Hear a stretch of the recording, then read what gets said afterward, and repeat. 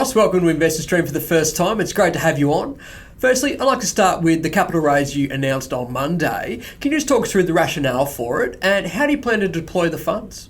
Oh, well, thanks, Alex. It's a pleasure to be here. I think if you look at where Lodestar was 18 months ago, we had our Neds Creek project, which is about 200 kilometres north of Meekatharra, 20 kilometres from the 6 million ounce plutonic mine. It's where we found 151 grams of gold a few years ago. And we also had our Erahidi project, where historic results had shown intersections of copper and gold. And we think that there's lookalikes there to Gruza mine owned by Sandfire. 2 years ago now, I think, we farmed out the Neds Creek project to Vango Mining. They are spending at the moment to get themselves up to a 51% interest. And we made the decision to start the process to get to a point where we could start exploring in the Erahidi. In April of last year, we purchased in an all-stock deal the Goldfellas, a private investment vehicle, and that brought to the company a 20% interest in the historic Nepean nickel mine near Coolgardie. It also brought in the Bulong Gold Project, the Jubilee Well Gold Project, and a little bit later, the Coolgardie West Project, which is a lithium project for us. And over the course of 2021, we raised relatively small amounts of money, mostly from supportive shareholders, to advance each of these projects. We've basically brought all of the projects to the point now that they're all granted. We've got native title on all of them. Targets have been generated. And really, the next step for them is to drill test them. And so with so much going on, the market being relatively receptive at the moment, we decided that the prudent thing to do would be to raise enough money to fully fund all of these projects for this upcoming field season. And we're particularly happy to have two large reputable brokers, Canaccord and Hartley's Euros, involved in the raising, which will bring a lot more focus and hopefully a lot more eyes onto our projects. Okay, great. So it sounds like quite an extensive exploration program that you've got planned. In your view, from an exploration perspective, which projects are demanding most of your attention at the moment and what's the plan for them?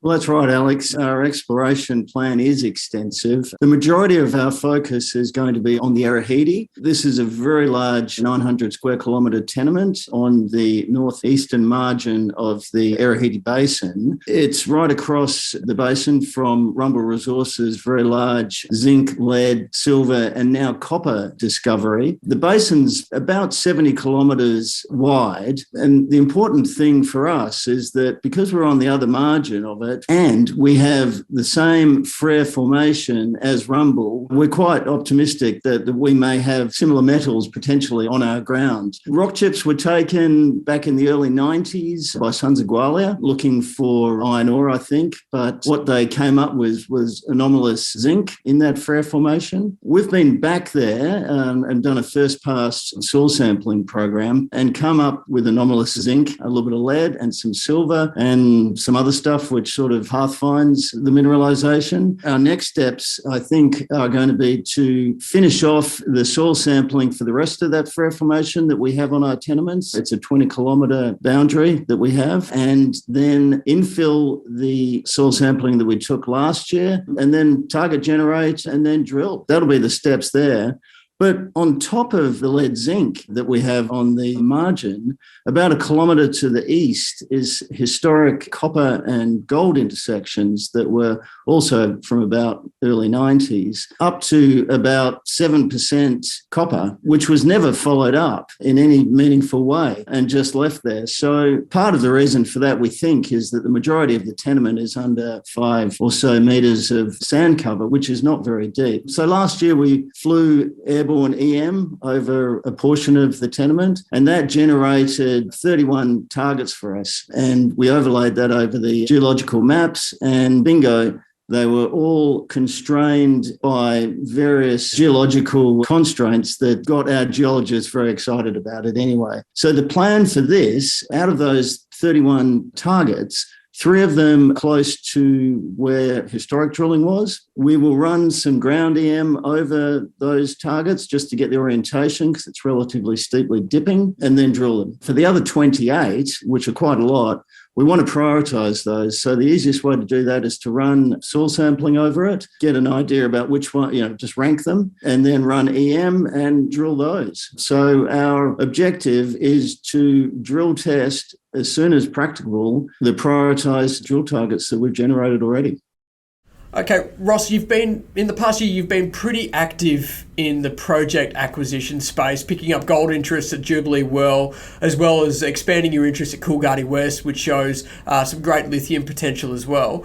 Now, without going into too much detail, or as much detail as you want to give us, are you actively looking to add to your portfolio? And generally speaking, what do you look for when assessing these opportunities? I think we've probably got our hands full at the moment, but in general, when we're looking at project acquisition, we look at prospective ground and look for either areas that have been overlooked, which is what the Arahidi was when we picked it up, or ground that's being compulsorily relinquished for whatever reason. And Nepean, Coolgardie West, Jubilee and Bulong fell into that category. We actually did pick up just recently some ground up near the Telfer mine that we applied for 18 months ago. It was in a ballot. We picked up 2 of the tenements and FMG picked up the other 2. As I said, we've probably got our hands full a little bit here. So we'll probably, in fact, we've started having a chat with somebody about doing some sort of farming on those. Thanks, Ross. You've obviously got quite an extensive exploration program coming up. What are the company's key near-term catalysts over the next 6 months for you? Well, I think from a news flow perspective, it's going to be a very busy period. First cab off the rank is drill results from our Neds Creek joint venture, a drilling program in October. We were initially expecting the results to come in December, but the labs are so backed up that it's taking a lot longer than we were hoping. But we've just been told that they're processing them now, and we're hoping that we might see those by the end of the month or around the end of the month. Following on from that, Auroch, the 80% partners at the Nepean nickel mine, are aggressively pursuing further nickel offshoots and also working up a scoping study. So we're expecting announcements from them in the next weeks on that. Then Arahidi is going to provide a constant flow of news over the coming months as we ramp up exploration there starting next month. And all of this, of course, will be interspersed with drilling programs that we're going to be doing at Bulong and also at Coolgardie West. Thanks, Ross. Really appreciate you joining me today, and all the best with it all. We'll be keeping a very close eye on how those programs progress. Thanks for joining me. Awesome. Thanks, Alex.